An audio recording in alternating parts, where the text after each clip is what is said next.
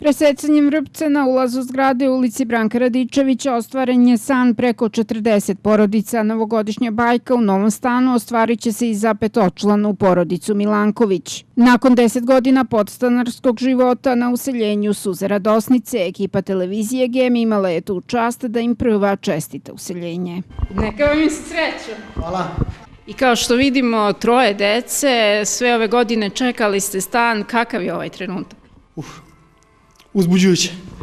Ne znam šta da vam kažem, stvarno je onako nešto nevjerovatno dugo smo čekali, tako da ne znam šta da vam kažem. Novu godinu da li čekate u ovom stanu? Ovdje u našem stanu.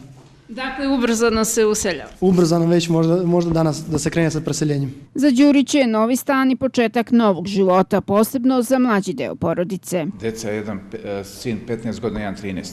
Koliko njima znači novi stan? Super, zadovoljno.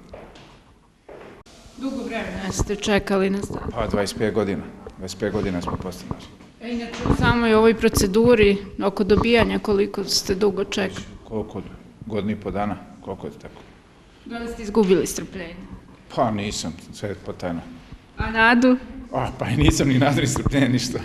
Tokom današnje svečanosti 38 izbjegličkih porodica iz Bosne i Hercegovine i Hrvatske dobit će rešenje o dodeli stambenih jedinica u zakup sa mogućnošću otkupa na teritoriji opštine Lazarevac. Stanovi mogu da se otkupe nakon 6 meseci zakupa po povlašćenim cenama u skladu sa zakonom o izbjeglicama. Izgradnja 2 zgrade sa 48 stambenih jedinica, od kojih je 38 namenjeno za izbjegličke porodice, a 10 za lokalno socijalno ugroženo stanovništvo, finansirana je sredstvima kredita Banke za razvoj Saveta Evrope u okviru projekta Trajna integracija izbjeglica u Republici Srbiji putem kreditne linije Banke za razvoj Saveta Evrope. Komesar za izbjeglice i migracije Republike Srbije Vladimir Cucić zahvalio se svima na strpljenju tokom procesa raspodele stanova. Ja sam želeo i drago mi je što ovo delimo u oču nove godine. Zašto? Zato što, eto, da kažete nekome dođi tamo po Božiću, dođi kod mene kući. I da to stvarno bude vaša kuća.